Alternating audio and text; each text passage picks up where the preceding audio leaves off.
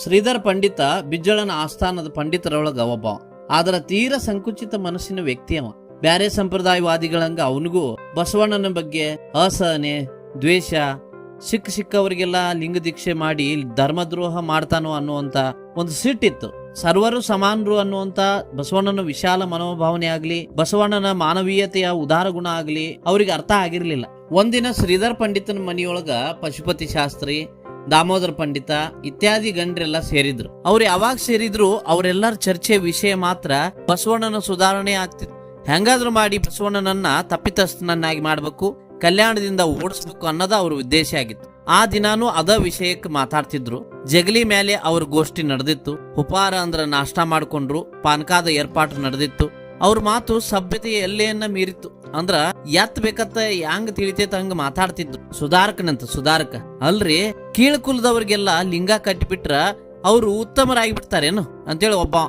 ಅಲ್ರಿ, ಅವರನ್ನ ಉತ್ತಮರನ್ನ ಮಾಡಿ ಇವ್ರಿಗೆ ಏನ್ ಆಗ್ಬೇಕು? ತನ್ನ ಪಾಡಿಗೆ ತಾನು ತೆಪ್ಪಗಿರೋದು ಬಿಟ್ಟು ಇಂಥ ಕೆಲಸ ಯಾಕೆ ಮಾಡ್ಬೇಕು ಅಂತೇಳಿ ಇನ್ನೊಬ್ಬ. ಯಾರಿಗ್ರಿ ಗೊತ್ತು, ಮುಂದ ಆ ಕೀಳು ಜನರ ಬೆಂಬಲದಿಂದ ರಾಜಸಿಂಹಾಸನ ಆಕ್ರಮಿಸೋ ಮನಸ್ಸಿರಬಹುದು, ಕುತಂತ್ರ ಇರಬಹುದೇನೋ ಅಂತೇಳಿ ಮತ್ತೊಬ್ಬ ಅಂತ. ಅದ ಸಮಯಕ್ಕೆ ಬಸವಣ್ಣ ಭಂಡಾರದ ಕೆಲಸ ಮುಗಿಸಿ ಮಹಾಮನೆಯ ಕಡೆಗೆ ಹೊರಟಿರ್ತಾರ. ಶ್ರೀಧರ್ ಪಂಡಿತನ ಮನೆ ಬಸವಣ್ಣ ಹೋಗುವಂತ ದಾರಿ ಒಳಗ ಇತ್ತು. ಜಗಲಿ ಮೇಲೆ ಅವರೆಲ್ಲ ಜೋರಾಗಿ ನಗ್ನಗ್ತಾ ಮಾತಾಡ್ತಿರೋದು ಬಸವಣ್ಣ ಕಂಡಿತ್ತು. ಅವರು ಬಸವಣ್ಣನನ್ನ ನೋಡಿ ತಮ್ಮ ಜೋರ್ ಮಾತನ್ನ ನಿಲ್ಲಿಸಿ ಪಿಸುಗುಡಾಕತ್ರು, ಗುಸುಗುಸು ಮಾತಾಡಕತ್ರು. ಆದ್ರ ನಗು ಮಾತ್ರ ಹಂಗಾಯ್ತು. ಎದುರಿಗೆ ಕಂಡಾಗ್ಲೂ ಮಾತಾಡ್ಸ್ಲಾರ್ದೆ ಹಂಗೆ ಹೋಗೋದು ಸೌಜನ್ಯ ಅಲ್ಲ ಅಂತೇಳಿ ಬಸವಣ್ಣ ಹೊರಗ ದಾರಿಯೊಳಗ ತಮ್ಮ ಪಾದರಕ್ಷೆಗಳನ್ನ ಬಿಟ್ಟು ಆ ಕಟ್ಟಿ ಕಡೆ ಹೋಗಿ ಪಂಡಿತರಿಗೆಲ್ಲ ಶರಣಾರ್ಥಿ ಅಂತೇಳಿ ಗೌರವಪೂರ್ವಕವಾಗಿ ಕೈ ಮುಗಿತಾರ ಬಸವಣ್ಣ. ಬಸವಣ್ಣ ಬಂದಿದ್ದು ಯಾರಿಗೂ ಇಷ್ಟ ಇರ್ಲಿಲ್ಲ, ಇಷ್ಟ ಆಗ್ಲಿನೂ ಇಲ್ಲ. ಭಂಡಾರಿ ಅಂತ ಅಲ್ಲದಿದ್ರು ಒಬ್ಬ ಮನೆಗೆ ಬಂದ ಗಣ್ಯ ವ್ಯಕ್ತಿ ಅಂತನೂ ಅವ್ರು ಪರಿಗಣನೆ ಮಾಡ್ಲಿಲ್ಲ. ಬಸವಣ್ಣಗ ಪ್ರತಿ ನಮಸ್ಕಾರ ಸಲ್ಲಿಸುವಂತ ಕನಿಷ್ಠ ಸೌಜನ್ಯನು ತೋರಿಸಲಿಲ್ಲ. ಅವರು ಕುಳಿತುಕೋರಿನೂ ಅಂತ ಅನ್ಲಿಲ್ಲ. ಬಸವಣ್ಣಗ ಇದರಿಂದ ಬಹಳಷ್ಟು ಬೇಸರ ಆತು. ಅದಕ್ಕಿಂತ ಹೆಚ್ಚಾಗಿ ನೋವಾತು. ಏನ್ ಸ್ವಾಮಿ, ನಿಮ್ಮಂತ ವಿದ್ವಾಂಸರು ಹಿರಿಯರು ಹೆಂಗ್ ಮಾಡೋದು ಸರಿನಾ ಅಂತೇಳಿ ಕೇಳ್ತಾರ ಬಸವಣ್ಣ. ಏನ್ ಅನ್ಯಾಯ ಮಾಡಿದ್ವಿ ಭಂಡಾರಿಗಳೇ, ಅದೇನಂತ ತಾವು ಅಪ್ಪಣೆ ಕೊಡಿಸಿದ್ರ ಶಿರಸಾ ವಹಿಸಿ ಸರಿಪಡಿಸ್ಕೊಳ್ತೇವೆ ಅಂತೇಳಿ ಶ್ರೀಧರ್ ಪಂಡಿತ ವ್ಯಂಗ್ಯದಿಂದ ಮಾತಾಡ್ತಾನೆ. ನಾನ್ ನಿಮಗ ನಮಸ್ಕಾರ ಸಲ್ಲಿಸಿದೆ, ಅದಕ್ಕೆ ಪ್ರತಿ ನಮಸ್ಕಾರ ಮಾಡೋದು ಸಭ್ಯರ ಲಕ್ಷಣ ಅಂತೇಳಿ ನಾನ್ ಭಾವಿಸ್ಕೊಂಡೇನಿ ಅಂತ ಬಸವಣ್ಣ ಅಂದ್ರ. ವಿಪ್ರೋತ್ತಮರಾದ ನಮ್ಮಿಂದ ನಮಸ್ಕಾರ ಮಾಡಿಸ್ಕೊಳ್ಬೇಕು ಅನ್ನುವಂತ ಚಪಲ ಏನು ಅಂತೇಳಿ ಪಶುಪತಿ ಶಾಸ್ತ್ರ ಕೆಣಕ್ತಾನ. ವಿಪ್ರನಾಗ್ಲಿ ಸಾಮಾನ್ಯನಾಗ್ಲಿ ಎಲ್ಲರೊಳಗೂ ಆತ್ಮ ಒಂದೇ ಇರ್ತದ ಸ್ವಾಮಿ. ನಮ್ಮ ನಮಸ್ಕಾರ ಜಾತಿಯನ್ನ ಪರಿಗಣಿಸೋದಿಲ್ಲ, ಮನುಷ್ಯನ ನಾಗರಿಕತೆಯನ್ನ ಸೂಚಿಸ್ತದ. ನಮ್ಮ ನಮಸ್ಕಾರ ಪ್ರತಿಯೊಬ್ಬ ಮಾನವರೊಳಗೂ ಇರುವಂತ ಆತ್ಮಕ್ಕೆ ಸಲ್ತದ್ರಿ ಅಂತ ಹೇಳ್ತಾರ ಬಸವಣ್ಣ. ಅಷ್ಟ್ರೊಳಗ ಪಾನಕ ಬಂತು.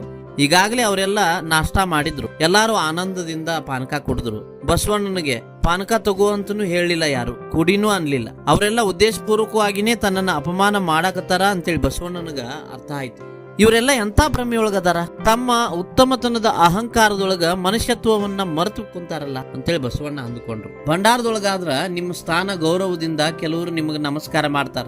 ನಾವಾದ್ರೂ ಸದಾ ಕುಲವಂತರಾದ ವಿಪ್ರರ, ನಮಗ ಎಲ್ಲ ಕಾಲದೊಳಗೂ ಎಲ್ಲರಿಂದ ನಮಸ್ಕಾರ ಪಡೆಯುವಂತ ಅಧಿಕಾರ ಐತಿ. ಬಹಳಷ್ಟು ಸಂತೋಷ ಅಂತ ಬಸವಣ್ಣ ಹೇಳಿದ್ರು. ಯಾರು ಮನಿ ಬಾಗಿಲಿಗೆ ಬಂದ್ರು ಆರಾಮದಿರೇನು, ಕ್ಷೇಮವಾಗಿದ್ದೀರೇನು ಅಂತೇಳಿ ಕ್ಷೇಮ ಸಮಾಚಾರ ವಿಚಾರಣೆ ಮಾಡೋದು ಎಲ್ಲ ಸಭ್ಯರ ನಡವಳಿಕೆ ಅಂತೇಳಿ ನಾ ಭಾವಿಸ್ಕೊಂಡಿದ್ದೆ. ನಾವ್ ಏನ್ ಕೊಡ್ತೇವೋ ಬಿಡ್ತೇವೋ ಗೊತ್ತಿಲ್ಲ.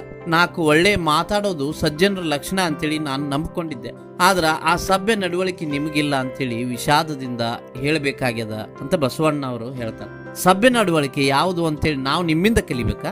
ಅದು ಅಂತ್ಯಜರ ಕೇರಿಗೆ ಹೋಗಿ ಕುಲಹೀನನಾದವನಿಂದ ಕಲಿಬೇಕಾಗಿಲ್ಲ ಅಂತೇಳಿ ದಾಮೋದರ ಪಂಡಿತ ಸಿಟ್ಟಿಗೆ ಬರ್ತಾನ, ಕೋಪದಿಂದ ಮಾತಾಡ್ತಾನ. ಏನಿ ಬಂದಿರಿ ಹದುಳಿದ್ದೀರಿ ಎಂದಡೆ ನಿಮ್ ಮೈಸಿರಿ ಆರಿ ಹೋಗುದೆ, ಕುಳ್ಳಿರೆಂದರೆ ನೆಲ ಕುಳಿ ಹೋಗುದೆ, ಒಡನೆ ನುಡಿದಡೆ ಶಿರ ಹೊಟ್ಟೆ ಒಡೆಯುವುದೇ, ಕೊಡಲಿಲ್ಲದಿದ್ದಡೊಂದು ಗುಣವಿಲ್ಲದಿದ್ದಡೆ ಕೆಡಹಿ ಮೂಗ ಕೊಯ್ವದೆ ಮಾಣ್ಬಣೆ ಕೂಡಲ ಸಂಗಮ ದೇವ ಅಂತೇಳಿ ಬಸವಣ್ಣ ಈ ವಚನವನ್ನ ಹೇಳ್ತಾ ಅಲ್ಲಿಂದ ಹೊರಟು ಹೋಗ್ತಾರ. ಪಂಡಿತರೆಲ್ಲ ಸಿಟ್ಟಿನಿಂದ ಕೋಪದಿಂದ ಬಸವಣ್ಣ ಹೋದ ಕಡೆನೆ ನೋಡ್ಕೋತ ಕೆಕ್ಕರಿಸಿ ನೋಡ್ಕೋತ ಕುಂತ್ ಬಿಡ್ತಾರ.